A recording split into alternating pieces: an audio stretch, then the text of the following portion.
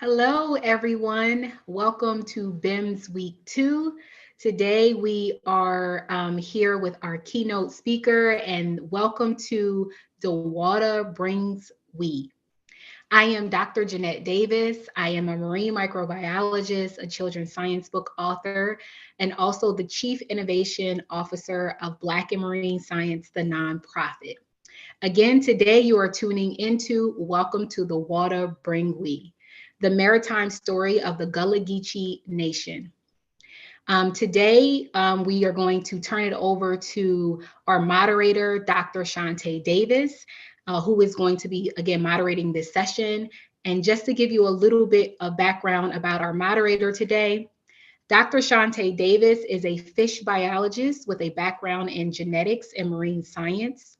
She uses genetic tools to understand how the environment impacts the genetics of fish populations. Currently, she uses her knowledge of genetics and other scientific skills for the management of fisheries and government. She chose marine science as a career because she wanted to spend more time outside in nature, and throughout her career, she was able to accomplish just that. Currently, through her work, she is able to assist in the recovery and conservation of the species that exist in our environment. So I'm going to turn it over to our moderator, Dr. Shante Davis, and she will take us from there. Thank you, Dr. Davis. Fun being in a session with two doctors. This session I am looking forward to because it is a time to get back to parts of our culture and heritage that connect us to the ocean through this great history that we share in our nation. And I would like to introduce our keynote speaker, who is going to speak to some of that rich history that we have here. Our speaker today is Queen Quet, Chiefess and Head of State for the Gullah Geechee Nation. Queen Quet is a published author, computer scientist, lecturer, mathematician, historian, columnist, preservationist, environmental justice advocate, environmentalist, film consultant, and the artivist. She is the founder of the premier advocacy organization for the continuation of the Gullah Geechee culture, the Gullah Geechee Sea Island Coalition. Queen Quet has not only provided histomusical presentations throughout the world, but was also the first Gullah Geechee person to speak on behalf of her people before the United Nations in Geneva, Switzerland. Queen Quet was one of the first of 7 inductees to the Gullah Geechee Nation Hall of Fame. She received the Anointed Spirit Award for her leadership and for being a visionary. This year, the governor of South Carolina presented her with the Order of the Palmetto Award, which is the highest honor that the state has to give to any citizen. Queen Quet has received approximately 300 awards and honors, including multiple Queen Quet Days and keys to cities throughout the United States and the Gullah Geechee Nation. Queen Quet was selected, elected, and installed by her people to be the first Queen Mother, an official spokesperson for the Gullah Geechee Nation. As a result, she is referred to as Queen Quet, Chiefess and Head of State for the Gullah Geechee Nation. And we welcome her today to give the keynote address.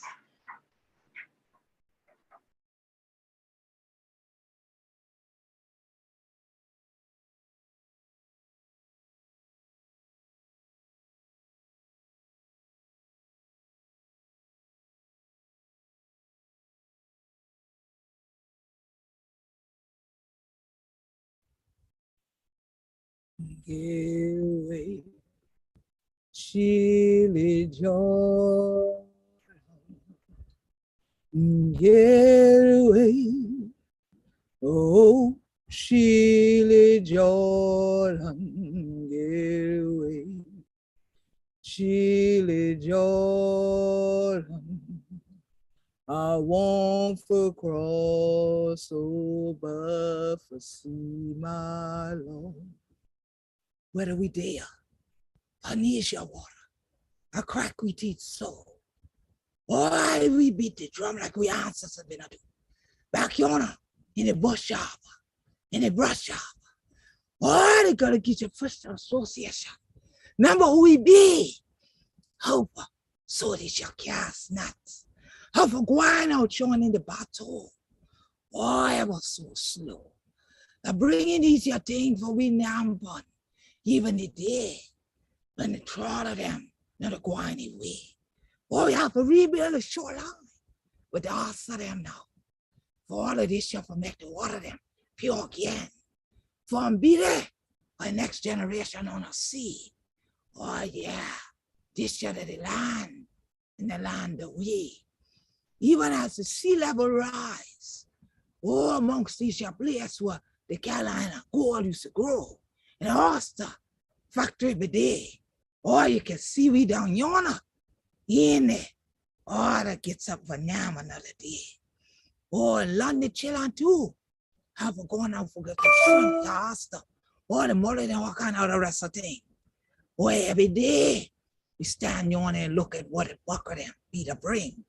Instructionment, but make we have to study the water now, for true, but studying for make sure it's pure, for we going into. And so that the next generation going be like a we. Oh, because we been here, and we ain't going to it all, you see. So we still a stand with other rest of people around the world. Or to stand for we shoreline. And what they even within the marsh. Or that some people not see. Then they come to the shore ocean like a we. And then they get it more. Just a little bit more. But who we be in this shoreline of the Gullah Geechee. And who I be, the Queen, head on the body of the Gullah Geechee nation. So glad for there on this your shoreline. One more again today. For crack me teeth with 100 children, wherever 100 to be. Ah, but who we be, because we be Gullah Geechee, anointed people.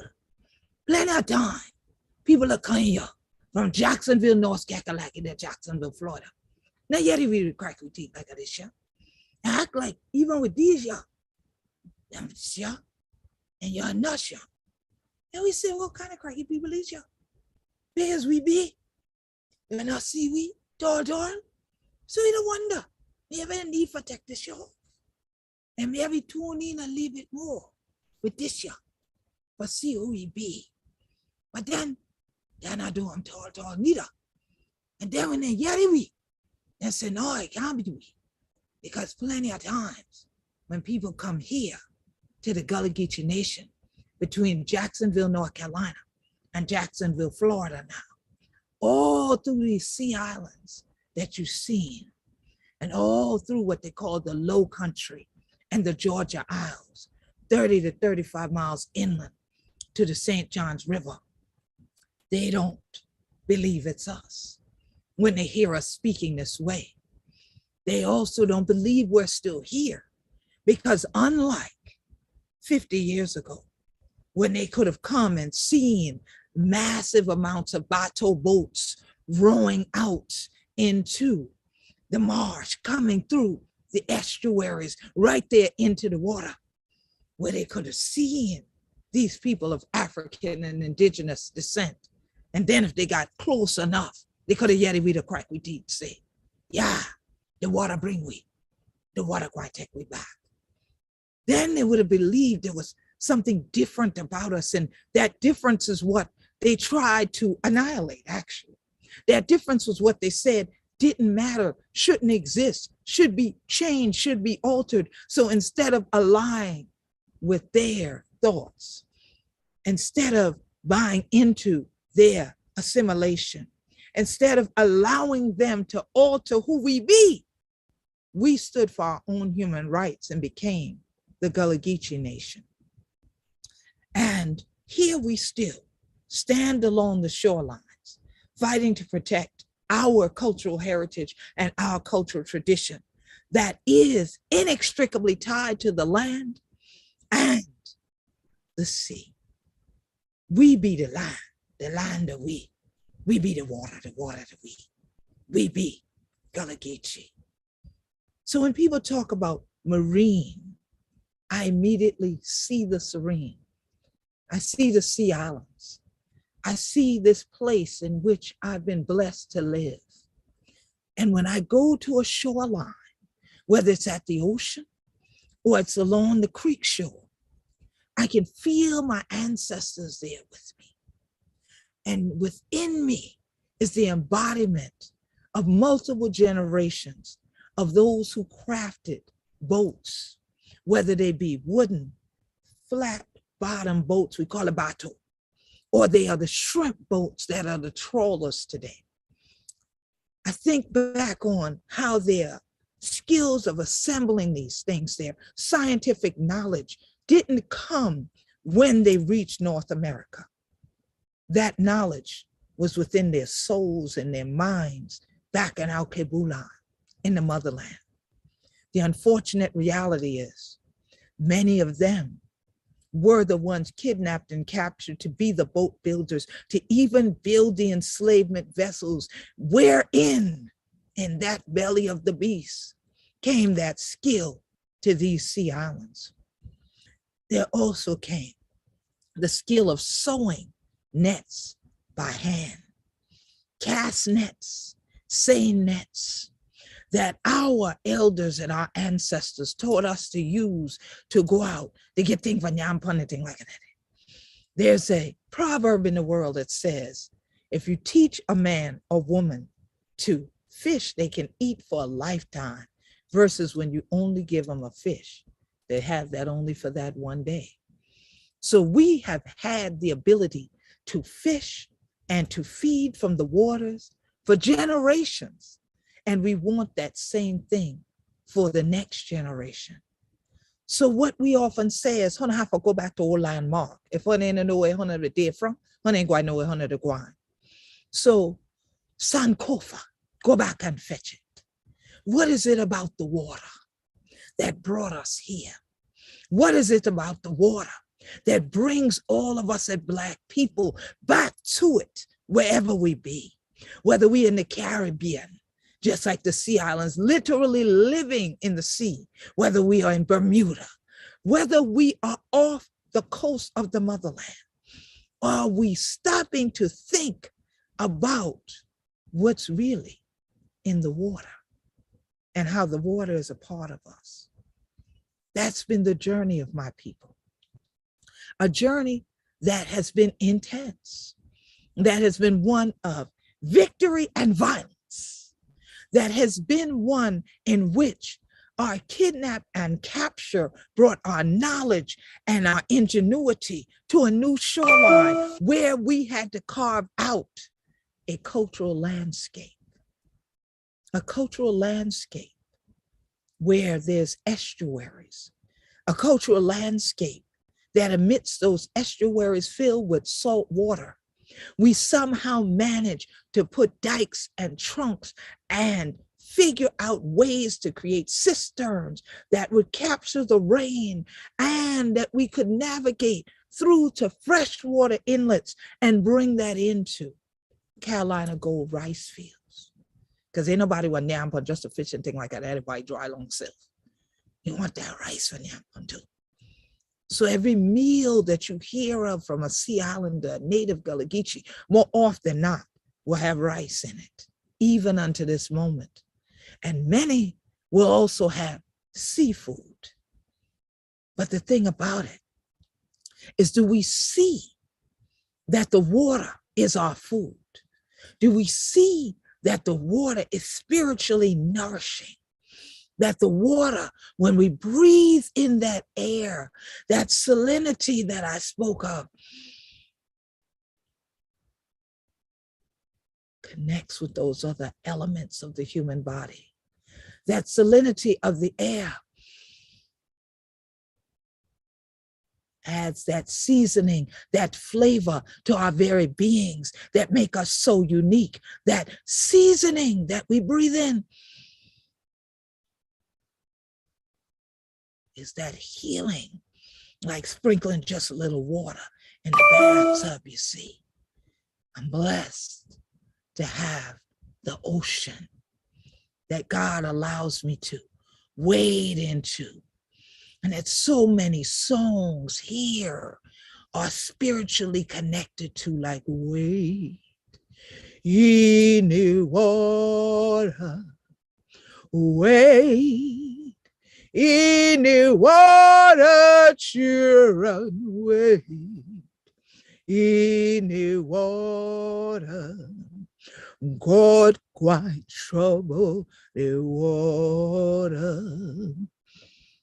Many people, yet it is, you heard it, but did you know that it came from my ancestors wading in the water as they worked in that Carolina gold rice, wading in the water as they went out through those estuaries to feed their families yet another day. Do you know that today you don't get to hear those songs in the water, but you hear them along the shorelines, because we still got the bush arbor, the Brady's house, and our burial areas all along this shoreline called the Intercoastal Waterway. Also along the shoreline, the waters continue to rise. As those waters rise, as the storms come, because here in the Gullah Geechee Nation, we don't just have 4 seasons, we have 5. We have a hurricane season. Those waters are now impacting those oyster beds that are also that which holds together the sea islands, that which the waters flow over a couple of times a day as our tides rise and they fall, and they rise and they fall. But then too much fresh water getting to them doesn't help them grow like the rice does.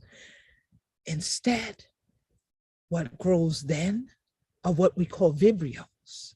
Some people call it flesh-eating disease, but they say there's no such thing in medical science. But people have to call it what it does. The flesh starts to peel away.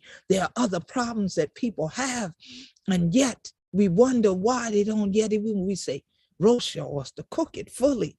Don't eat it on the half shell. As classy as you might think that sounds, you might get sick. And so here it is that now we have to concern ourselves with whether it's the stormwater runoff that is causing the ocean to acidify, that's causing less oysters to exist, or is it because their larvae cannot continue to be produced where there aren't enough shells because people have decimated them and not replanted them the way that my grandfather did and the way his grandfather taught him, and so that the shoreline would still be there, holding in place the spartina or spartina grass that is our marsh, that holds in place the maritime forest, that holds in place the sea islands, that then holds in place this nation of the Gullah Geechee. This same place, this same space, this same water that my ancestors, my elders always went out to and were able to get blue crab, and now we struggle to do so because others have come in and overbuilt along the waterway. Didn't believe that any of us being natives, didn't believe that any of us being Black, didn't believe that any of us being women could be scientists that could say to them, we've studied engineering, and when you talk about marine, we figure you not just talk about the military bases that are also here in the Sea Islands. What are they talking about? You're talking about us. Because we are this water. This water is who we are. This is practically where we were given birth to, out of one kind of body of water, to be embodied by water. So we can't allow you to poison it by putting structures and pilings, making piers, making docks for individuals, not for everybody, because everything about our nation is communal. When we, now I'm putting the shrimp, now I'm putting the oyster, we have a crab bowl, we have that frogmore stew. Everybody comes together to eat it. Everyone gets to eat. And our ancestors left enough for us to eat in this generation. And we need to do the same for the generation coming behind us. So now I find myself not just going to the water because there's a baptism going on, not just going to the water to go out in the bateau boat and go to the quick show with the family for the day, not just going out to the water just to enjoy it and to breathe it in. Get that unique smell of the pluff mud back in the soul and have it restored. But I find myself going out there with tubes and vessels to collect samples, to then send them off to a lab somewhere to test it, to find out, is it all right? Is it safe? Can we eat from it? I find myself casting the net to only draw in fish that'll be sampled by the Medical University of South Carolina on behalf of the Gullah Geechee Sustainability Think Tank to inform the Gullah Geechee Fishing Association whether or not the fish is safe. The seafood doesn't have PCBs and mercury and doesn't have in it the forever chemical, PFAS. What we want forever is to be here on this intercoastal waterway, on these sea islands, safely being able to harvest from both the land and the sea as our ancestors did. And many times, like I said, it was a vicious journey. It was a treacherous journey when people found that you couldn't just easily navigate the water on any given day, that there were rough seas, like in Cape Fear region in North Kakalaki. They brought in the Gullah Geechee, as they called them, the seamen, the men that knew how to handle the rough waters. They became the Negro seamen that people were concerned about when they realized that, oh, wait a minute, if they go to North Carolina, if they continue northward, they may encounter those who might hand over David Walker's appeal. David Walker had left Wilmington, North Carolina, had gone northward, wrote a document to pass around to who was then called the Negro population, to speak of our rights to be human beings and not be considered 3/5 of one, not be considered somebody's chattel. He knew the value we added to every one of these places that were then the colonies that then became the United States. He knew, and I know, the value that we were, as they wrote in their journals, even as they enslaved us and they sold us, that we are black gold, black cargo. I know that no one calls you gold if you do not produce richness, if you are not richness, if you are not wealthy and valuable. So here it is that they did this psychological game to make you think that, oh no, there's no value in who you are and what you do, but yet we sell you according to your skill set. So if you have the ability to build that boat, you have the ability to navigate the rough waters, you have the ability to know when to harvest certain things and when not to harvest them. You have the ability to know how to go out and not only capture the meal and bring it in, but how to prepare it in such a way that has that flavor to it, that you have the knowledge to transform an entire coastline into a place that unto this day brings in billions of dollars a year for the shoreline. Because of the shoreline, because of these waterways, the estuaries, the sea islands, and the ocean. They don't value you, so they say, but they stole our ancestors. If they had that knowledge for a higher price, their value was higher. They were the commodity on the market. So now who is the new commodity? Technology. Technology, who those of us who are technological, we are the new market. We are the new black gold. We are the ones who had the scientific knowledge all along that said, don't build into the water. Don't build into the marsh. These things will not be sustainable. These things will fall when the fifth season comes along the sea islands, which is hurricane season. Tropical storms, hurricanes have thrown buildings into the water, adding to the process people are now calling ocean acidification. Overpaving dirt roads, fill and build of the marsh has damaged the waterways, the estuaries, the coastline so much that the scientists are saying this is adding to ocean acidification. That is not the acid we want. That is not the flavoring that we add to any meal, to any food. We want that same flavor of the clean air, the clean water. That's why we plant the oyster shells back, for them to do their job. Cleansing 50 gallons of water a day, one oyster does that. So what would one Black marine scientist do if they created just the right thing to turn all this around, to remove those pollutants from the water in whatever form they might be, to bring the shoreline back to all of we? What would it do if our activists joined in with me, protecting the salt marsh? We want to protect 1 million acres of salt marsh in the Southeast so that we protect the land and the sea for another generation to come.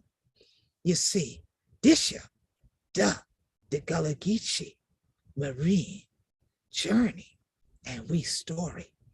The water bring we, the water going take we back.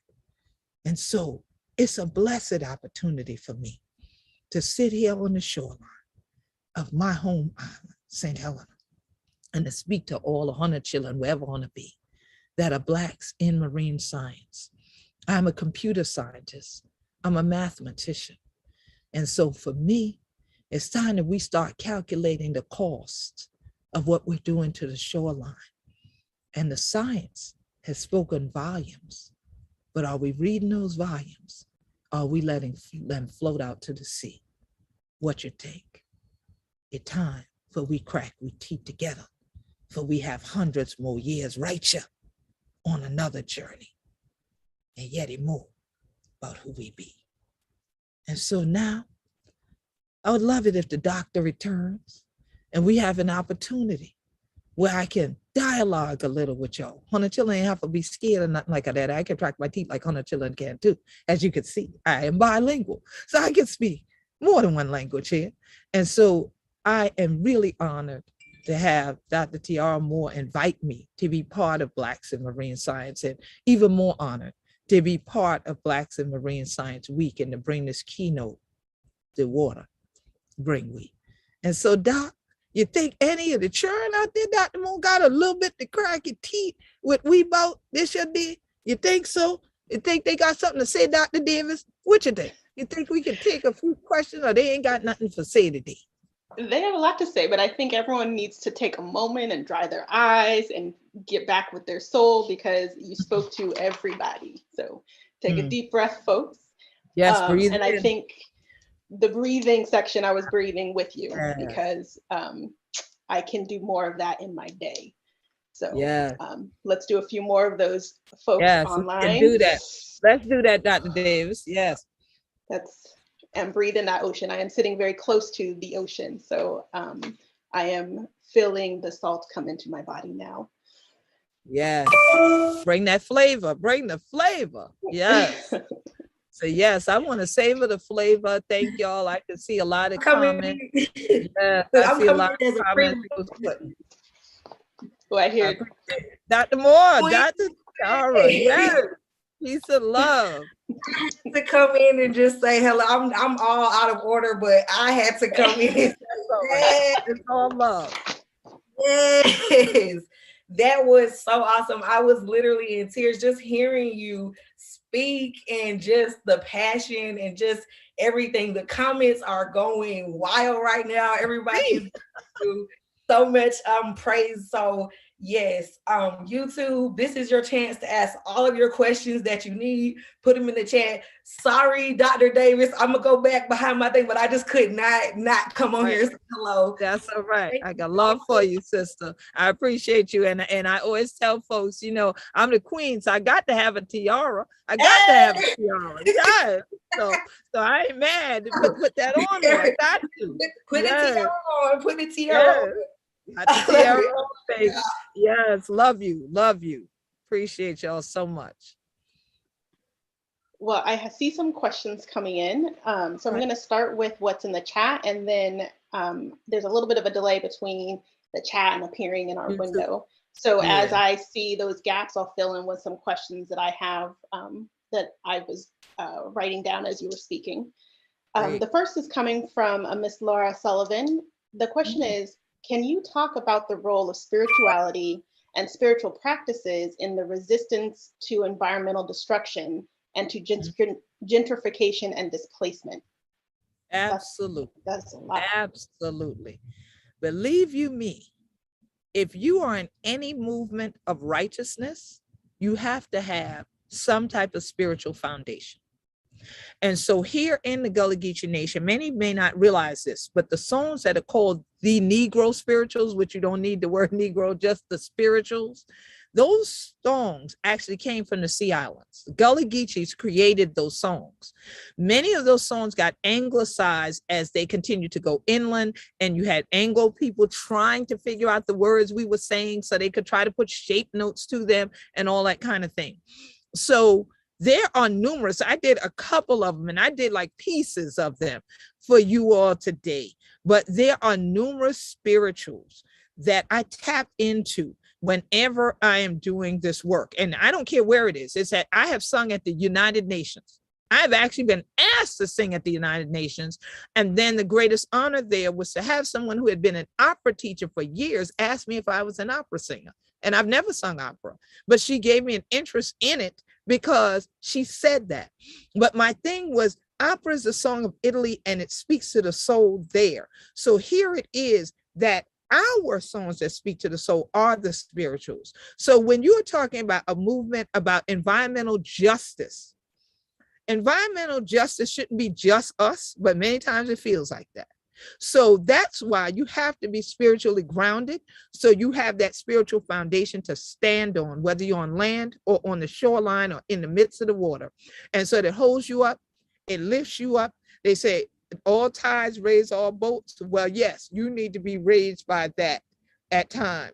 So definitely when we're talking about resistance to environmental injustice, we always talk about we're in the environmental justice movement because we seek justice, but it's because of environmental injustice, we have to tap into those things. And so whether we're doing a rally, going before politicians, staging something someplace, many times it's the spirituals that end up being used as the songs that still inform the soul as people find that energy to keep going forward.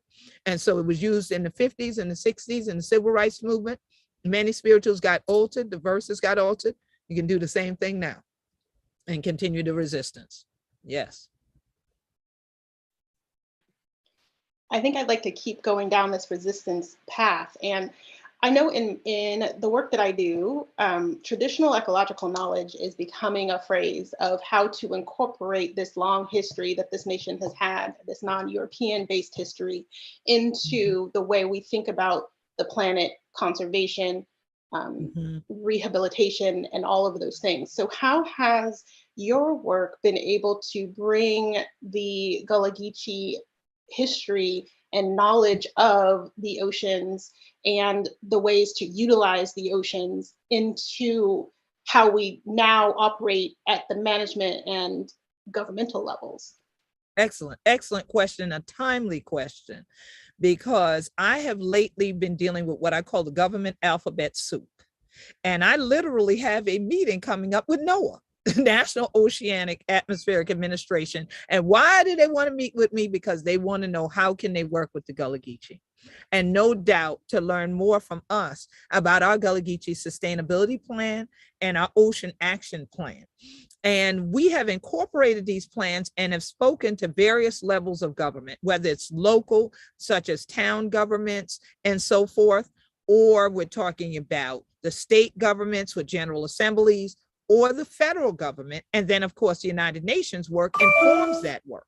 So the more that I have opportunities to engage, and I've been on Capitol Hill, I've had the opportunity to testify on behalf of the ocean, okay, and to say that it is the knowledge of the indigenous people that include the Gullah Geechee that have been, as we say, we'd have been for hundreds of years on the coast, living in balance with the resources of the coast, because we recognize the fact that everything has life. And so we respect the water as a spiritual body that gives life. Just as much as the water is serene, the water can be dangerous too. And I know you know that, Doc, okay? But many times when people are coming in to do work in a political manner, like if they're in a political agency, let's say, for instance, the EPA that I'm doing a lot of work with these days, they have a certain list that they're often given that says, well, as long as you do this and this and this, you've done what you need to do. And that perfunctory list for decades never included community engagement to incorporate the knowledge of the people who literally live on the land or operate out of that body of water. So I have continued to go into every arena I can, conferences, meetings with these federal agencies, writing in, following what's going on in the Federal Register, to also, when they say they want public comments, to comment. And to comment with each one of those agencies to inform not only policy changes, but sometimes it's just simply a change within their operations. How can they change their behavior right now? How can they do something that incorporates the knowledge of the people that literally live there and, in many cases, as you know, suffer there? So when we talk about resistance, the people are saying, don't build here, then you need to listen to that. So we have to then inform these folks. And there are numerous videos. If people who are watching on YouTube now, I want you to jump off of this, but later on, go to gullahgeechee.tv, gullahgeechee.tv, and subscribe. You can look for Queen Quet Oceans, Queen Quet Climate Action, Queen Quet Congress, Queen Quet Testifies, and there are numerous videos that you can literally hear what I've had to say. And one of the best things I think I've had an opportunity to do is to be invited to actually help unveil the Ocean-Based Climate Solutions Act, and to be able to inform people how important that act is to traditional knowledge communities, to indigenous communities, because it actually respects our knowledge.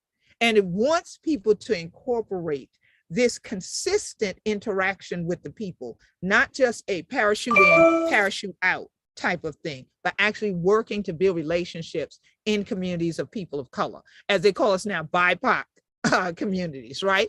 So I've done a lot of different work, and it takes being diligent about keeping up with a lot of this stuff, and also making sure you respond.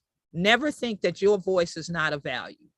So make sure that you continue to do that. And if you have to use social media, use it. You use a blog, use it. You can write op-eds, use it. You can take them on a field trip, which is what I love to do with politicians, literally take them out there and show them. Then they go, oh, wow, because they never forget the experience. Use it, and it can make all the difference in the world. But it won't happen 1, 2, 3. I know y'all generation, I know millennials, I know y'all want it right now. It is not going to happen as quick as Snapchat. It is not going to happen as quick as a 1 to 3 minute video. It's going to take years, but keep at it. It makes a difference.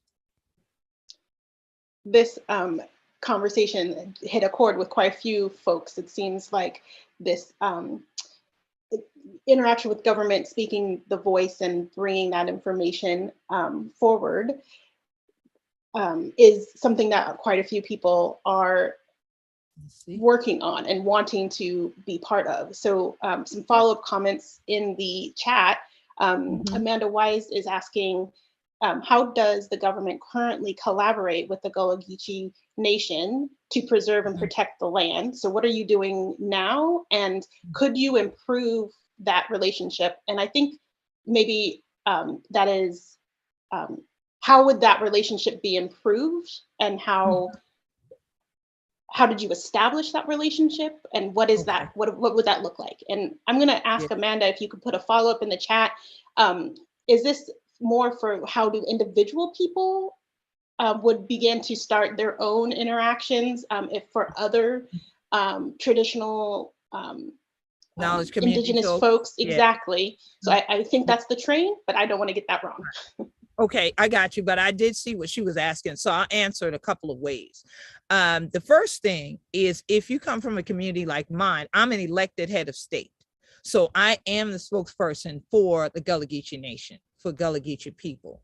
So we have a council of elders and we have an assembly of representatives. So if people come to them and they say, this is an issue in the community, and I see that this is definitely an issue that is impacting us because of federal laws, for instance, a federal policy, then it is my job to find out what federal agency it is that is enacting this. Sometimes they send you through a bunch of long corridors to find whose responsibility it really is. So you better get ready and put on some good walking shoes or good boots, even if it's waders sometimes, because sometimes you got to wade through a lot of nonsense to get to the right set of folks. Once you get there, again, be able to fully articulate what it is that has happened in your community and how you know that there are things that can be done better. Do not allow yourself to be intimidated by these little checklists that I mentioned earlier. So when you ask, who do we work with now?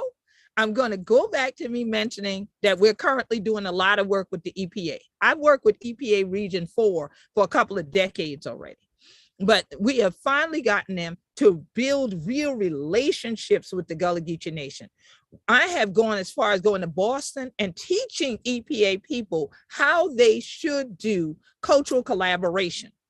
Because when you are talking about dealing with people of color, we are not linear in the way that we interact in terms of our cosmology and our ideologies. It's not linear, it's circular. And so there has to be adjustments because the way the US government works is linear. It's very Western and it's hierarchical, where in most indigenous communities, it's like ours, it's circular. So we are working together. We're coordinating things together and we're thinking about the collective as a whole. So usually if you're talking about an indigenous community structured like this, that one person might go in, but they're going in to bring everybody in. And they're bringing you the messages of the elders and the younger people and everybody in the community. They're not going just bringing themselves in the door. Okay, so to answer that part of it with the EPA now, they came through, we applied for this thing called a building blocks grant. At first, the county said, well, we could go after it, Queen Quet, but they usually deal with cities. I said, I'm not talking about what they usually do. I said, what we're going to do is we're going to apply for it for a Sea Island, because we're not a city, we're not a township, we're not an incorporated area. However, your incorporated areas around us, like Hilton Head and Fripp, in these areas, are damaging us. So if you all now have set boundaries around them that you call growth boundaries, then the way we are going to pitch this or propose it is such that we are going to work on this Sea Island to protect it and sustain it and enhance it while it is Gullah Geechee centric. We are going to use that model to do that as an example of what could be modeled on other Sea Islands to protect them from what happens with incorporated areas. I'm sure the county thought at first, we probably not going to get this. I think they were stunned when we did get selected. But when we got selected and the EPA folks showed up, they showed up with the workbook. They said, well, this is how we work in the communities. We do this first, and that's a month. And then this is 2 months. And this is 3 months. I said, hold up. We don't have time for all that. I said, we don't have time for that because literally our lives are in jeopardy right now. And people are stressed out enough. We are not going to spend time with you asking people the same questions they've already answered. We already know we have our own needs assessment already completed. We will provide that to you. So we tell you what the needs of the community are. And now we want you all to work as we guide you in the way that our culture works. And we shifted the whole thing around very quickly. They said, well, I said, so if y'all have to work from that workbook, I don't think you're going to be working here. They said, actually, we don't have to. This is just what we normally do in other communities. But if you don't think we need it, out it goes. Tell us what y'all need. We were able to then get landscape architects to be paid by the EPA to work with us on a resiliency plan for St. Helena Island that I'm a native of. We have now gotten landscape architectural renderings of various things, everything from protecting the salt marsh, because I'm also part of the Southeast Atlantic Salt Marsh Initiative that we call Marsh Forward, to protect 1 million acres of marsh, as I mentioned earlier. I'm also working with the Marine Installation Resiliency Review Team. And these things are all interconnected with the alphabet soup of the government, the DOE and the DO. The only one I think not in here is the DOG that we're working with now because of Surpass with the group with the salt marsh. Then we're working with the EPA with the landscape architects. Now that they've finished the building blocks grant part with the landscape architects and gave us renderings of what we want to build resiliency hubs around areas that can help us, that we use as landings and so on, and community gathering spaces.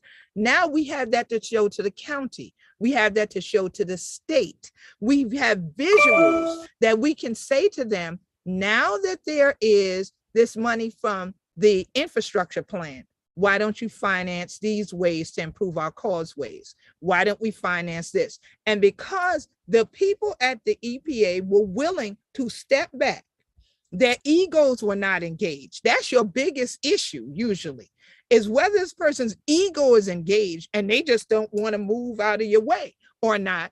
That makes all the difference in the world.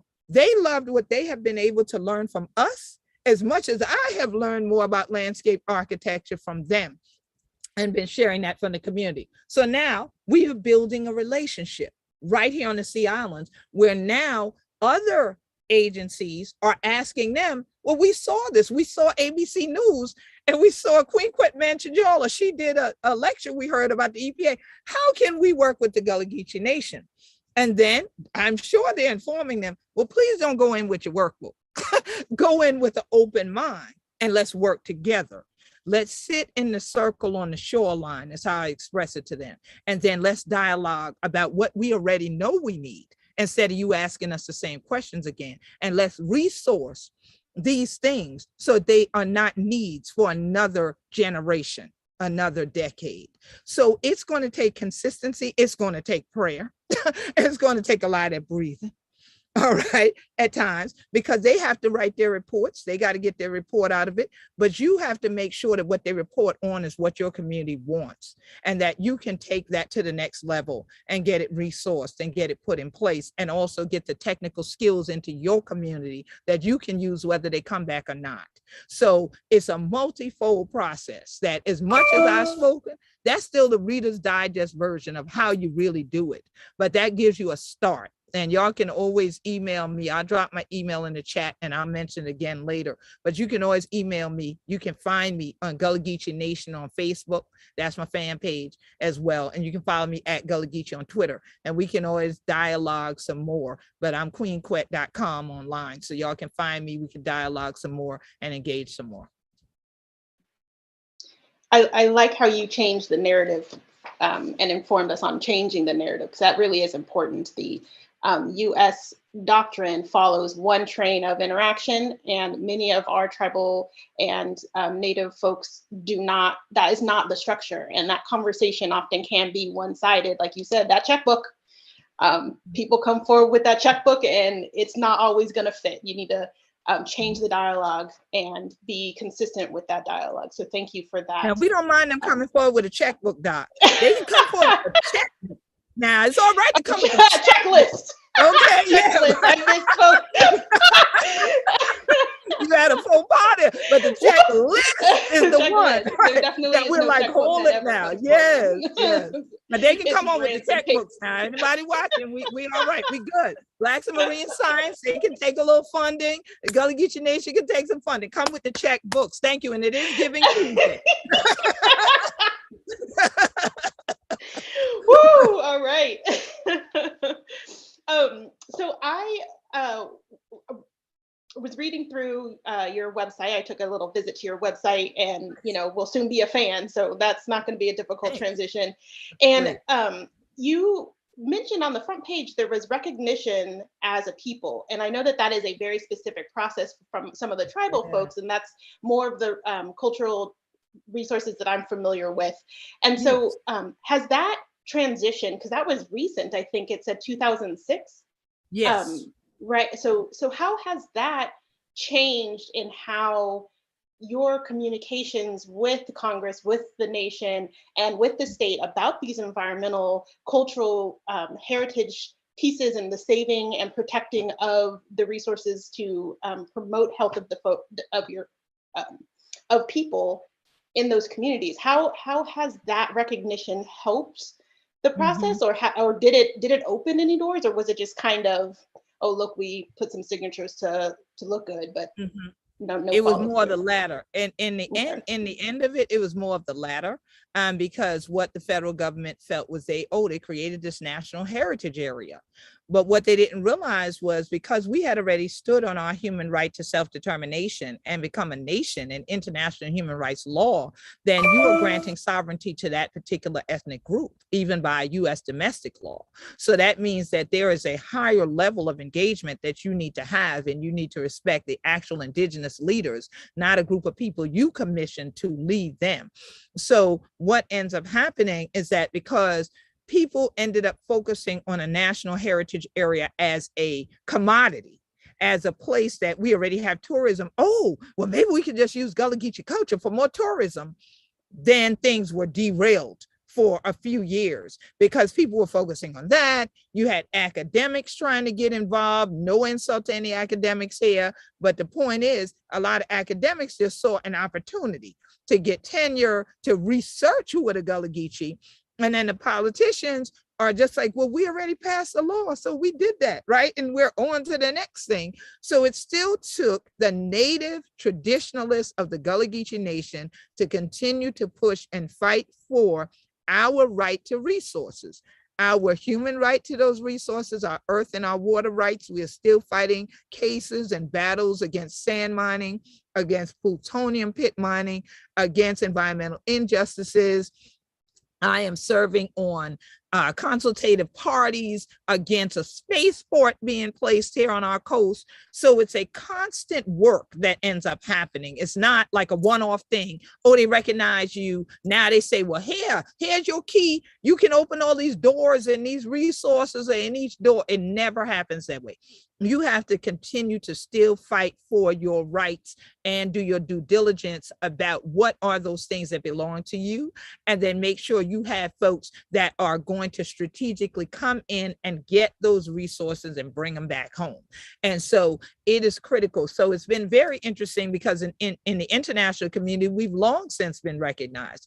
It took the US having to recognize their wrongs and say, you know what, they are right. They should be recognized because Gullah Geechees are a critical part of US history. So my thing is, what they have to do now is step up to the plate and help make sure there is the continuation of Gullah Geechee culture, not the preservation of it. Because preservation, if you from the South, you know what I mean, put it in a jar and tighten the lid tight. My mother and I do jarring and canning. And any scientist here know, then okay, we cut that air off, so it's on the shelf for now. But whenever we're ready, we can pop the top on it, expel what's in there, and it's done. We can throw the jar away, we can rinse it out, and it's over. So I'm not about preservation unless it's about historic buildings. When it comes to my community, my culture is about continuation. And in order to continue, every administration, we have to be in there informing them and many times educating them that we even exist and that we are still here. And like I said before, if we the Binya and we the Guano with tall. Thank you. I would, in our last few minutes, I guess it's 1:55 and I got to start wrapping this up. Oh my goodness. This is good. I believe I'm right. I'm going to have to call Dr. Sierra and Jeanette on if I am off my timing. But right, it was my fault. Yeah. So we just had a good flow going. That's what we do here in the ocean, have a good flow going.